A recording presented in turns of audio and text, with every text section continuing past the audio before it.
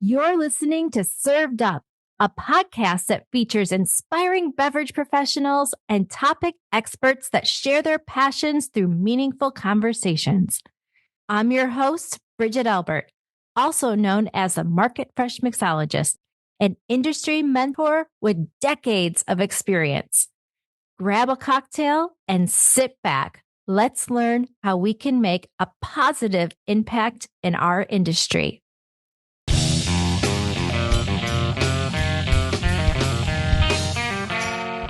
Hey, y'all, it's Bridget here.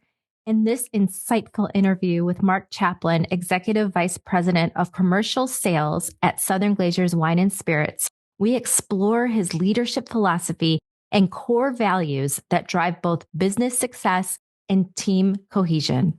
Mark shares his perspective on fostering a strong family-oriented culture with the company and emphasizes the importance of collaboration, mentorship, and empowerment in achieving organizational growth. The conversation also dives into balances between commercial strategy and the human element of business, offering valuable insights for leaders looking to inspire their teams, create a sense of purpose, and drive sustainable success. Through his experiences, Mark underscores the idea of strong relationships and a family-first approach that are just essential to business success as innovation and strategy. So sit back, relax, grab yourself a dirty vodka martini, and enjoy this inspiring episode.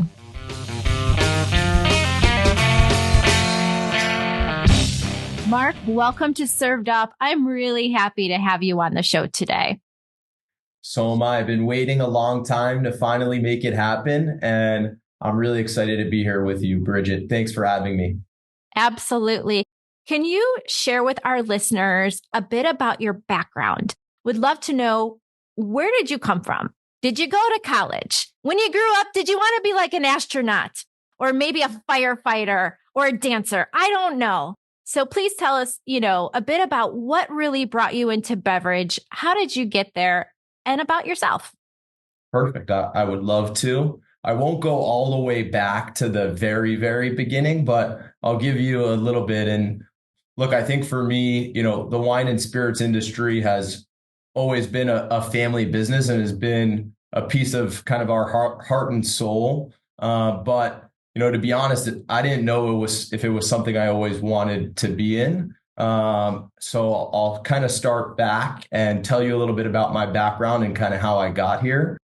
I went to University of Miami for my undergrad in business school, which is a family alma mater for us, and went to University of Miami for both my undergrad and my graduate school, getting my MBA.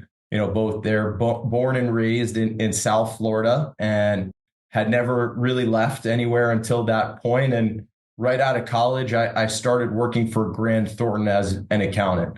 I was like a trade accountant, got that degree from school and started working for Grant Thornton at the time. And, although I loved it, as an auditor, which was my initial first job, working for Grant Thornton, it was kind of the guy behind the scenes. And, everyone thought, hey, what is this auditor going to do? Is their report going to, mess me up, et cetera? And, although I really enjoyed it, I didn't know if it was exactly my cup of tea. So, I started to pause and started to think about what I really wanted to do. At my core, I always thought I wanted to be in consulting, which is what brought me into Grant Thornton to begin with. And, by practice and by school, I was an accounting major. So I considered that for a very long time. But then I, had an opportunity to go work for Gallo Sales Company in Hayward, California. And at that time, being Gallo trained in the wine and spirits industry is always an honor and a badge of honor that many individuals wear. So I had the opportunity to go out, to Hayward and work for Gallo Sales Company for a while, doing a bunch of jobs and competing against the Southern Glazer's wine and spirits employees across, the Northern California marketplace, where I really started to get, my training as a merchandiser, an independent off sales consultant, an area manager, and even did some support from a truck driving standpoint out in Oakland, California. And, I did that for a couple years and, had the opportunity to come back to work for the family in Southern Glazers. And, that was, honestly a tremendous honor for me to be able to come and work for, such a great company and such a family who really does care. At that time, I started working in the East region under both John Wittig and Gene Sullivan for a couple years in commercial strategy and in commercial operations. So commercial strategy is really focused against kind of our route to market and how do our sales teams go to market. And it was the first time that we created commercial operations or trade development, which is, the roles that help program our brands with our sales consultants in the market and provide, the tools and resources for them to be successful. That was always embedded in our commercial selling organization. And we separated that out, for the first time. And then, started to work in supplier management at a regional capacity. And my most recent job was managing our commercial operations teams across the country for 65 of our national supplier relationships, which is really kind of brand management internally. And now most recently, commercial sales and reporting into John Wittig to support our amazing selling organizations across the country, and really about people management and people development to ensure we have the brands and the people that can succeed in the marketplace together. And that's really what it's all about. Yeah, you've really had quite a journey. I can't see you like being so far behind the scenes, like kind of hidden. And did you say accounting? Like, I can't even, just knowing you the little bit that I do, because you do have such a big personality. I can't imagine it. Well, I think that was kind of, part of the change is I always thought it was going to be something I wanted to do. And I agree. I think my personality probably didn't fit. And when I got, into that job, it was kind of like, how can I get out, Yeah. And, for me, even being a merchandiser, was more my speed than being the accountant. Just being able to interact with people and to be selling and, to be kind of in person and create meaningful relationships with individuals, that it's what really excited me. And so, I found kind of my passion and caught a bug. And my dad always says, if you love what you do, you never work a day in your life. And, that's how I feel now. Yeah, I agree with your dad 100%. I really do. If you can just show up and find joy and happiness within your day, even through some of the challenges, right? No job, no gig is perfect. We know this. But if you can, see your way through that, it doesn't feel like work for sure. But with that, can you talk about maybe some more pivotal moments in your career where you've had maybe just some moments where like aha moments or some challenges that helped you to really grow into that leadership role that you're in today? I think some of these big aha moments for me was, all around people development, right? And when I was a sales consultant myself, I was kind of just off my first job coming out of college, and, in the Gallo sales training program, it's all about developing people. And I was a younger individual, as I said, straight out of college, and I probably wasn't the best at taking feedback at that time, but I was committed, to getting better, right? And I took my first people management job, and everyone was much older than I was as an area manager.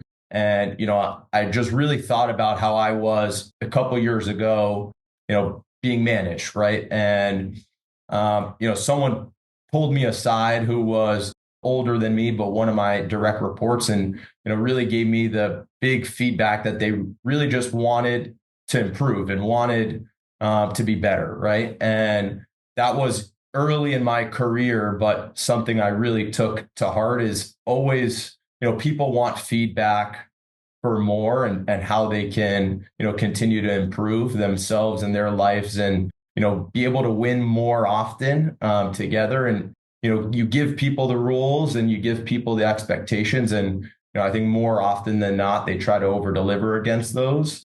And that was something that I took with me for my entire career until this point is, just tell people like it is and give them direct feedback. That's what they want to hear. And that's how they can make themselves better and, their company better and be able to support their teams even more.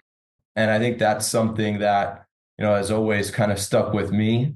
One other piece that is really core to the fabric of who I am when, I was younger, I was super fortunate to be able to sit in, a lot of amazing meetings with my father and grandfather in the wine and spirits industry and be able to kind of get that perspective. And, my grandfather, Harvey Chaplin, has a larger than life personality and he would always kind of shoot you straight how it is. And in one meeting, I wasn't working for Southern at the time, but he politely, told me to kind of close my mouth and to listen because I have two ears and one mouth. So I should listen twice as much as I speak. And this is something that, to me, even at a very young age was, pivotal to who I am as a person.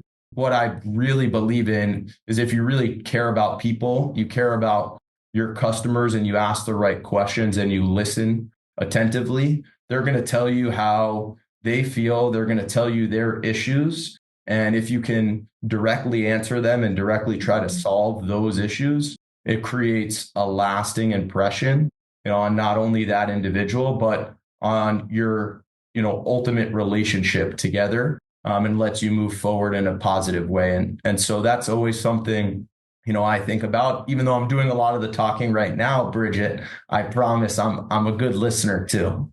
It's good. We want to hear from you, Mark. Less me, more you. Okay. It's good. I love that advice that your grandfather gave to you. And I think that the world would be such a better place if we all did that. It's such simple advice, but it's very meaningful. Yeah. I mean, I completely agree. I think that's the root of a lot of problems, right? Mm-hmm. Is people want to try to get their perspective across, their ideas, and it's, more about them, which, look, you always have to try to further yourself and be supportive. But I think by helping others, by listening to their problems, you can indirectly, help yourself. Absolutely. And that builds some great trust as well and credibility along the way. Completely agree. You mentioned some of the folks that have been along your journey. Were there any mentors or, key figures that really stand out? And can you talk about them and what you learned from them that you really carry with you today? Yeah, I think there's so many people who, have been a mentor to me, over the course of my journey and who are still, great mentors. And, it would be impossible to just kind of name a few and not be able to recognize them. But I think that's kind of about, your own personal development in life is finding these kind of trusted advisors, right? And a board of directors of people who have different opinions and different experiences to help develop yourself. And I've been super fortunate, to be able to have that over the course of my career. I spoke about my dad and my grandfather, who both have been tremendous mentors, to me personally, and my mom too, to instill the framework of who I am as a person, outside of work, which was a big piece of everyone, as well. But a couple of key individuals who, have really mentored me, across my career are both John Wittig and Gene Sullivan.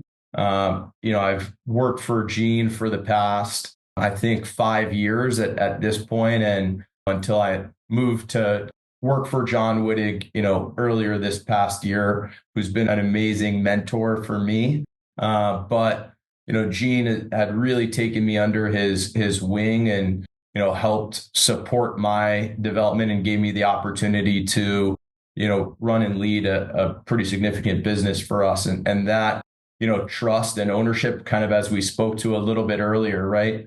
To really believe in people and let them kind of run is something that's lasted an amazing impact on me. And look, I think that's a thing with mentors, is they're always there to help support you along the way. You just have to kind of ask them a question and let them run. But the confidence in having someone like that believe in you is tremendous. And I think for all the mentors or managers out there, that's really what motivates people, is the trust and freedom within a framework to be able to go and get things done. And that empowers people to be, a better version of themselves.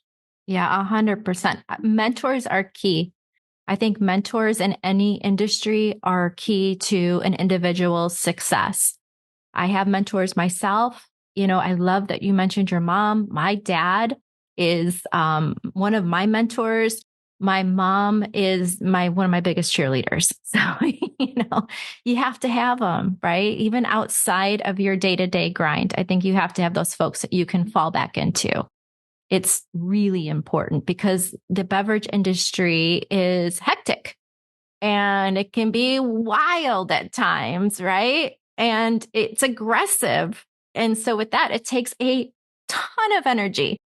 And so you have to love it when you're in it, but you have to have those people that are there to support you and cheer you, along the way. I couldn't agree more. I would not be the person I am today without my mom. To your point, she's been my biggest cheerleader through it all for, me and my two siblings and all of her grandkids. She's the best support. And look, if you don't have that type of relationship, whether it's a mother or a family member or a friend, that key, is really critical, I think, to be able to peel outside of the industry and be able to think inward. It's a big recipe for success. Yeah, I'm with you on that. SGWS has such a unique history because you are family owned. How has that influenced the company culture, and what advantages does working, within a family owned company present for its teams? We're very fortunate to have a relatively large family business, but what I think is really great about it, right, is yes, we are multinational now with business in different countries, and we're have business across the US together, but we really are a family business. And what our values have always been about having family values, and that is a transcending value that our company has had from the beginning. And although we've continued to grow, I think it's the little things that we continue to try to do to make that a lasting impression. And what I mean by that really is you want to treat everyone as closely as you can to family, and that really does start from the top and all the way down. And that is a message that our senior leadership team really tries to instill in all of their managers, is we want to support everyone, like we're family, and be able to bring them in. And, I think that's really special. And a lot of people say it, but it's about acting on it the right way, which I think we've done very much so. And look, from a competitive advantage standpoint, I think, we do have obviously a couple leaders that are family members across, our leadership team, but we really have, one aligned voice and message to be able to make quick decisions on opportunities that arise, and it allows us to make the speed to decision making is a competitive advantage for us, all the way from the top down. And the thing is, we have managers who really care, because even though we're larger, we still feel like, and we are, a family business, right? And we want to invest behind it for many more generations to come. I don't have, kids yet, maybe one day, but I have, many nieces and nephews, and my cousins all, have kids at this point, and we're really, talking about, the next generation and, how we can support them by continuing to grow, the brands that we're so fortunate to represent in the moments that matter. And that's really, the key for us, which I think has been a big competitive advantage. I love everything that you just said. As someone who has been 20th year, which is bananas, bananas. But I've said it before and I'll say it again. And I'm not kissing your butt here, Mark. I'm telling you the honest to God truth as I sit in my home. Okay. My career within Southern has really allowed me to be present as a mother and as a wife and as a friend, and has allowed me to feel like an entrepreneur every day within my gig. That is incredibly special. And for me as a team member, that's what Southern means to me. Like, you can come in as an individual and continue to be your true self every single day, even if you're quirky as hell, like me. So, but I think that's what it's about. Everyone has a big family, right? And everyone has different types of family members. You have your cool cousins and, maybe your weird uncle, but you love them, right? And it's about how you help nurture them to be able to grow and be able to provide value back, not only to the Southern team, but, to the brands and to our customers. 100%. That is, I think, something we really do try to represent and give back in a big way to our community. So it's a big way to be able to kind of come in and support the marketplace and support each other, in a really different way that not many, organizations do. Yeah, absolutely. It's not cookie cutter, right? Yeah. It's not. Everybody comes in as their individual self, and those strengths that they have lend to all those values and lend to building the brands and the community and the culture within the company, which is so cool. It's really amazing to be a part of. Well, 20 years and 20 more, Bridget? We'll see. Yes. Let's just get through today, Mark Chaplin. How about that? One day at a time. One day at a time in my world. Absolutely. I want to talk a little bit about you outside of the company, Mark. I want our listeners to get to know you a bit in ways that, when we talk about the beverage industry being aggressive, and it can be wild, like we said, like all of those great things. How are you? I don't love the word balance. I actually don't believe in it so much.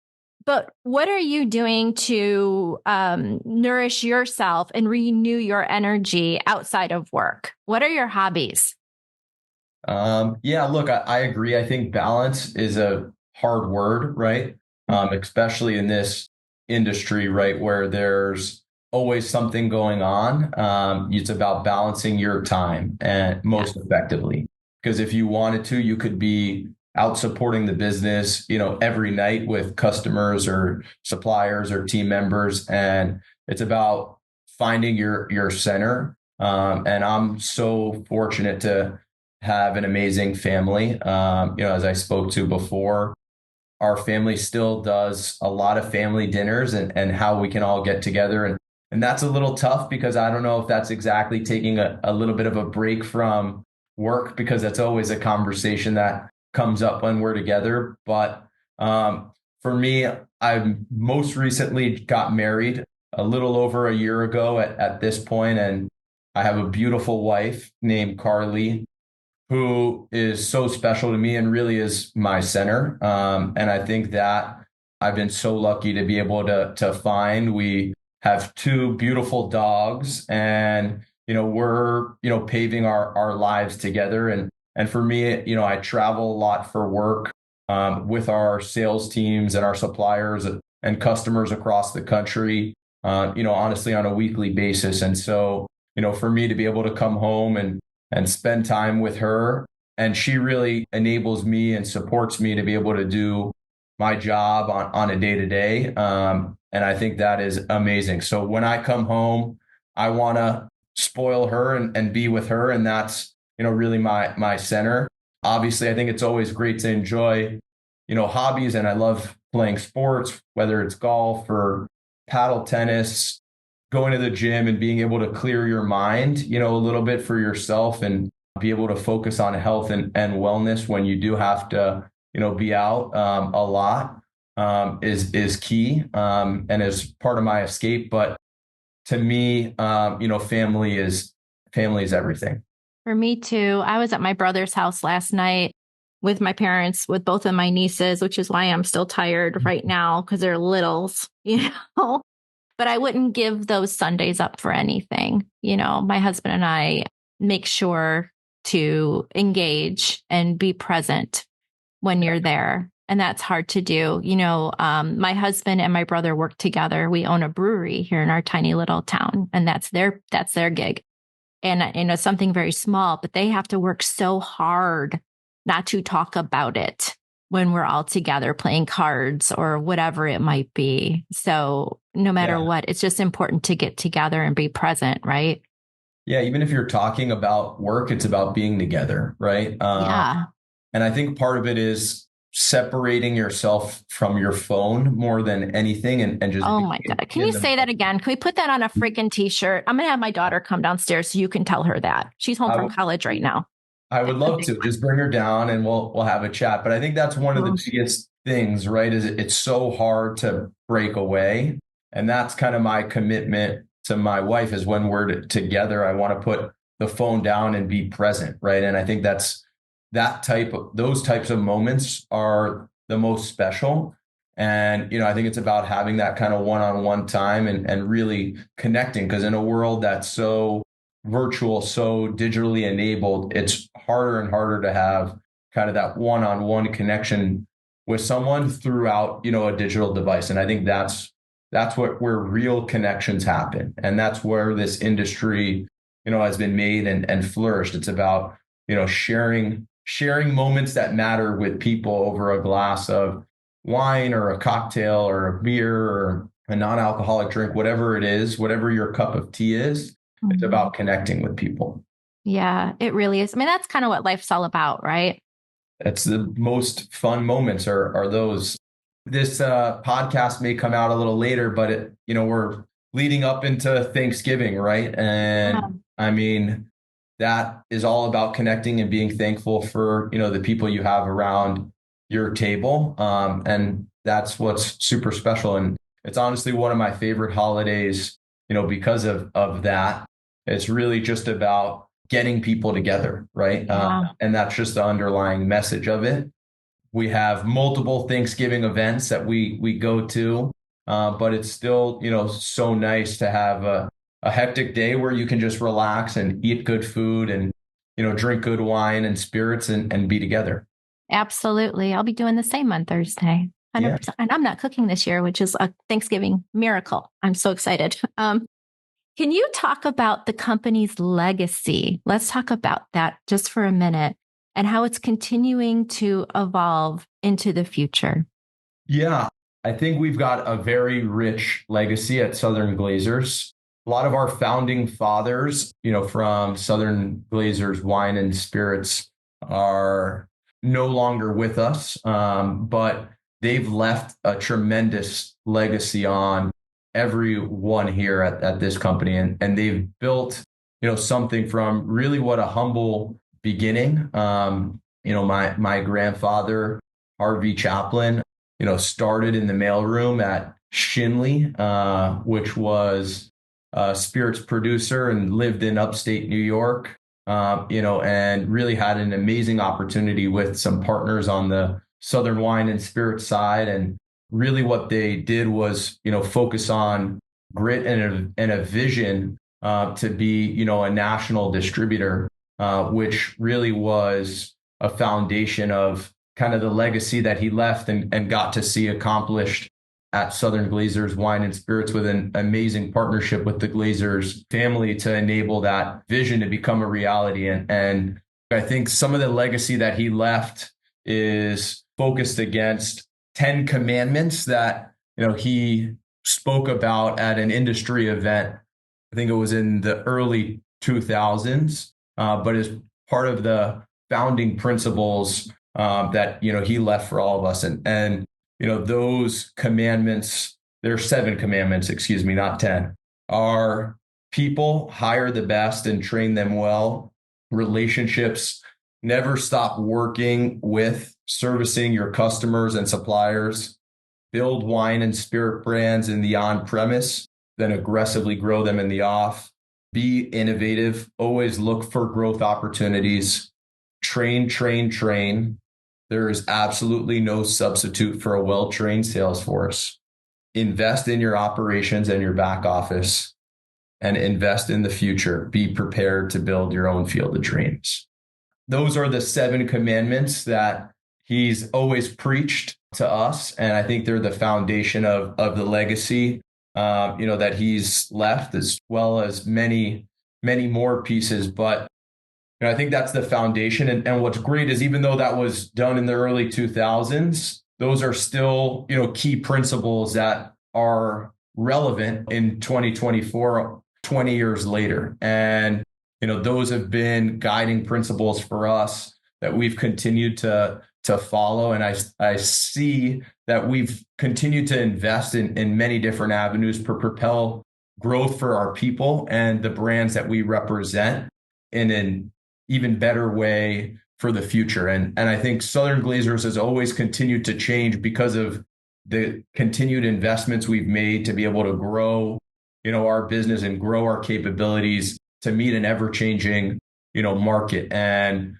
that is foundational to our success. But even though the future will have a portion of these 7 commandments that'll continue to be at the core of what we do, I think what the future holds, we don't know yet. But what we do know is, we're continuing to invest in our 2030 strategy, which is around building brands for the moments that matter, right? And enabling growth through many different initiatives. One is around digital and investing in digital acceleration, and how we have the capabilities for our suppliers, customers, and the Southern Glazers folks to leverage data in the most effective way to represent our brands and be more connected with our suppliers and customers, around supply chain and operations, and how we continue to invest in our logistics to meet our customers' needs in an ever-changing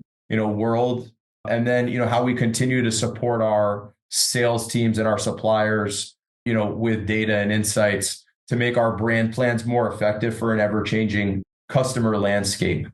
One thing, even though we're enabling our teams with digital, one thing's for sure: we are a large company, and the foundation of our success is built off our sales consultants and our drivers and operations folks. And all of that magic doesn't happen without those team members across the country. And for us, something that really hits home with me is train, train, train. There's no substitute for a well-trained sales force, and supporting our people to be better, to be able to mentor them and provide them with the tools so they can have a better life and be more successful and support our customers. That's the key to Southern, and something we'll continue to see us develop and invest behind. That's really exciting. It really is, because there's something for everyone that is a team member here. If you want to advance, if you want to learn, if you're curious about something, right? There is something here at Southern Glazers for you. Agreed. Yeah, I think it's amazing. Well, before we close out, Mark, I am going to ask you a very tricky question. What is your favorite cocktail? My favorite cocktail, that's a very tough question. It depends on the day and who I'm with. Okay. Unfortunately, Bridget, I'm going to come clean. I'm a horrible cocktail maker. Mark, no way. I'll come visit you and train you. You got to train me up, because my skill sets are not up to par, and I got a lot of work to do. I also love the true essence of a spirit at its core, right? So maybe I've learned that because I've been a poor cocktail maker my Okay. entire life, but I do appreciate that now. I am, though, if we talk about cocktails, I'm on a kick right now for dirty martinis with blue cheese Cool. olives. That is my one exception to that rule. Okay. And are you using gin or are you using vodka? Vodka. Vodka. Oh, very nice. Okay. We are going to talk more about that another time for sure. Right? You're gonna have to coach me up a little bit. I think so. With that said, Mark, first of all, I definitely wanted to ask you back on Served Up if you'd be willing to come back and give us an update on what you are up to in the future. I would love to be a part of it whenever you're willing to have me again. I'll be back, Bridget. Amazing. And I just want to wish you just some great health and a lot of peace. And thank you so much for coming on Served Up. Thank you for having me and looking forward to being back soon and hope you have a great Thanksgiving. You too. Thanks for listening. Served Up is brought to you by Southern Glazer's Wine and Spirits. Produced by Zunu.online. Music by We Killed the Lion can be found on Spotify. Make sure to subscribe to be notified of our future Served Up episodes. Cheers.